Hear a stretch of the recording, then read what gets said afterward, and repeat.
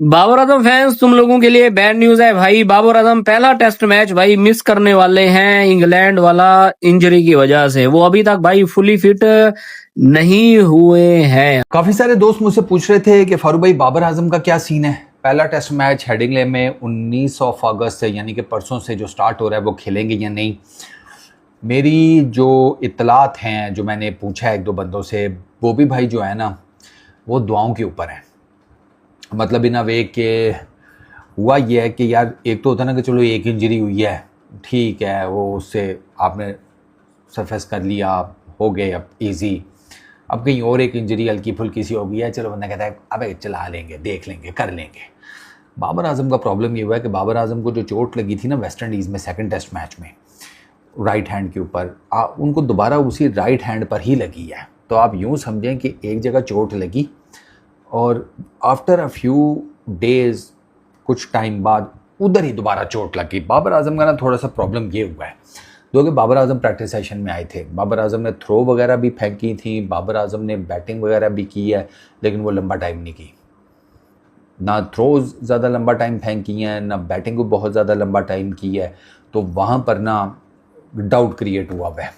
अब हमारी टीम जो है वो ये सोच रही है कि अल्लाह खैर करसी, मैच की सुबह देखेंगे। अब अगर भाई बाबर आजम नहीं खेलता है तो एक इनिंग्स के लिए तो रेडी रहना भाई। हाँ, एक इनिंग्स और कुछ रनों से, क्योंकि बाबर आजम के अलावा कोई और है ही नहीं भाई प्लेयर जिससे वो स्पेशली इंग्लैंड की कंडीशन में भाई उम्मीद की जाए कि हाँ भाई वो अच्छा करेंगे। बाबर आजम के बारे में डिसीजन ये हुआ है कि 19 को ना मैच जब स्टार्ट होगा उससे पहले जो मॉर्निंग है ना, मॉर्निंग टाइम, उसमें देखेंगे। अगर तो बाबर आजम का तब तक हिसाब को ठीक हो गया तो बाबर आजम पहला टेस्ट मैच खेल लेंगे, वरना फिर बाबर आजम का मुश्किल है। उनकी जगह में भी सऊद शकील, अवैज़ ज़फ़र, गॉड नोज किसको खिलाते हैं। ये सिचुएशन है tricky situation, there is no doubt, क्योंकि बाबर आजम का खेलना बहुत ज़रूरी था in terms of the whole team. कप्तान है ना, कप्तान ही ऑल ऑफ अ सडन इतनी इंपॉर्टेंट टेस्ट सीरीज़ के पहले मैच में ही अगर बेंच हो जाए, इंजर्ड हो जाए, ना खेल पाए, तो वो टीम के लिए ना ज़रा थोड़ा सा गड़बड़ होता है। मेडिकल टीम बाबर आजम के साथ है, वो देख रही है बाबर आजम की सारी डेवलपमेंट को, इंजरी को एंड ऑल दैट। इवन के प्रैक्टिस सेशन में जब बाबर आजम आए थे तो बाबर आजम का जो हाथ है ना उस पर टेप शेप लगी हुई थी, वो जो बैंडेज वगैरह वो करते हैं एंड ऑल दैट। तो उससे तो साफ पता लग गया कि हाँ ठीक है, इसका मतलब है कि अभी तक इंजरी कंप्लीटली बाबर आजम ने रिकवर नहीं किया। शान मसूद की गुड न्यूज़ है, शान मसूद ठीक चल रही है, उन्होंने बैटिंग सेशन भी ठीक ठाक किस्म का लंबा किया, प्रॉपर उन्होंने बैटिंग की है। भाई साहब बाबर आजम आज नजर आए, मुखड़ा दिखाया, अपने कबीले के साथ नजर आए। अब बुरा ना मान जाना, कबीले का मतलब मेरा कोई नेगेटिव नहीं है भाई, लोग बड़े सेंसिटिव हो जाते हैं।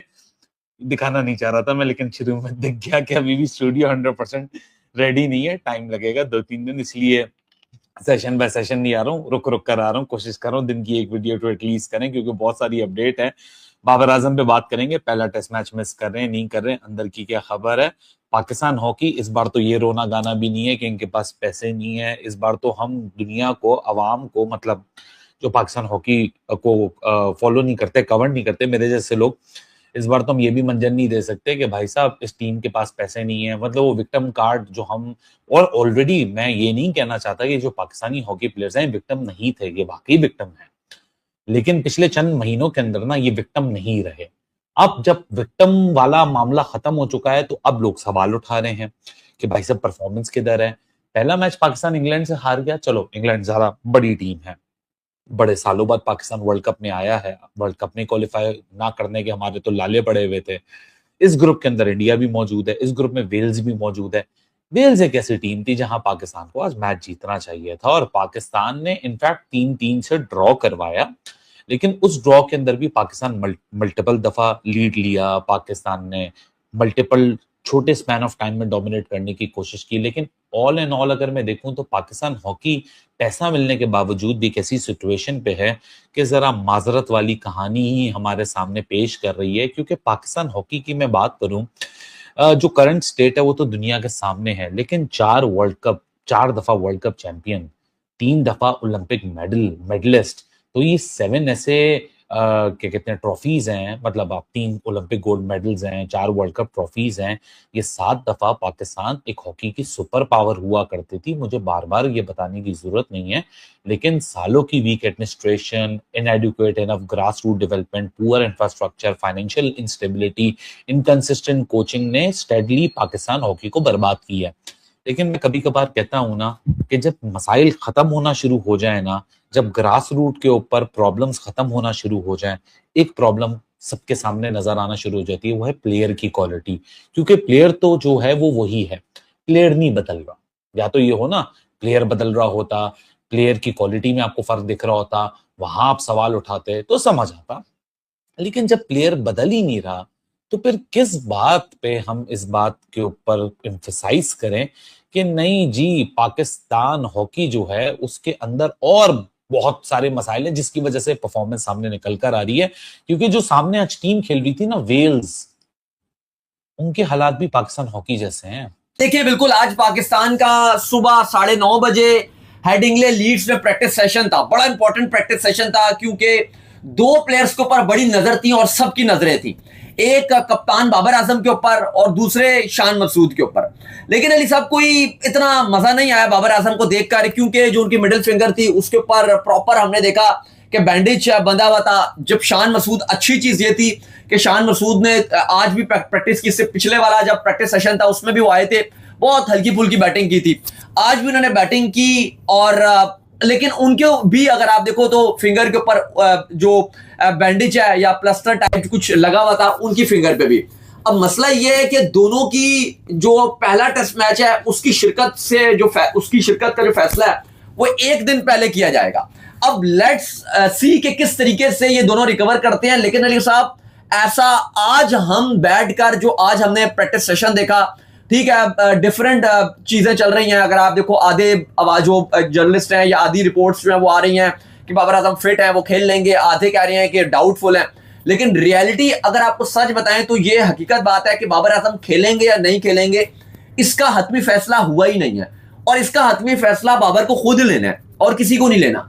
और बाबर को ये देखना पड़ेगा, क्योंकि देखो टेस्ट मैच है, एक बारी की बात नहीं है, 5 दिन का टेस्ट मैच है। फील्डिंग करनी है, फील्डिंग करनी है आपने, उसके बाद बैटिंग करनी है 2 दफा आपने, तो ये बड़ी लंबी बैटिंग और स्पेशली बैटिंग बड़ी इंपॉर्टेंट रहेगी। फील्डिंग भी चलो हो ही जाएगी। और बाबर आजम का रिकवर होना इसलिए भी बड़ा इंपॉर्टेंट है क्योंकि पाकिस्तान के इस वक्त टॉप खिलाड़ी जो है बाबर आजम है, और उनकी फॉर्म भी जिस तरीके से लगी हुई है, पिछले भी लगातार जो पाकिस्तान वेस्ट इंडीज के अंदर एक टेस्ट मैच हारा है और एक जो जीता है, उसमें दोनों में बाबर आजम की शानदार कारकर्दगी रही है। तो हम तो चाह रहे हैं कि किसी तरीके से बाबर आजम रिकवर हो जाए, लेकिन फिलहाल तो भाई उनका खतरा लग रहा है। देखो, बेस्ट तो सिनेरियो ये अली साहब के बाबर आजम भी फिट हो जाए और शान भी फिट हो जाए, क्योंकि दोनों खेलेंगे तो आपकी बैटिंग मजबूत होगी।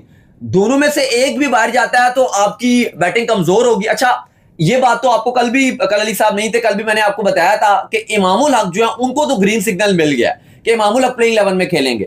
अब होगा ये कि अगर बाबर और शान इनमें से कोई एक भी बाहर जाता है तो फिर अजान अवैस को दोबारा से एंट्री मिल जाएगी, क्योंकि आपको पता है कि अजान अवैस जो प्रैक्टिस मैच की दोनों इनिंग्स में फेल हुए तो इमाम ने अच्छा विद द बैट परफॉर्म करके अपनी जगह तो पक्की कर लिया।